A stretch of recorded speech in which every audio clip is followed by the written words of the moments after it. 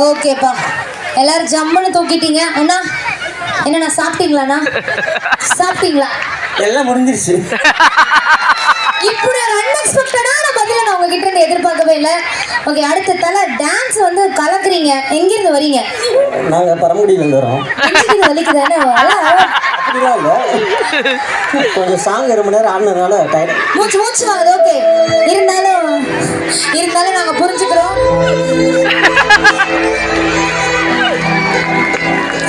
Music please. S, last வரைக்கும் கத்துக்கோங்க. இவங்களை பார்த்து கத்துக்கோங்க. இங்க பாருங்க. ரெடி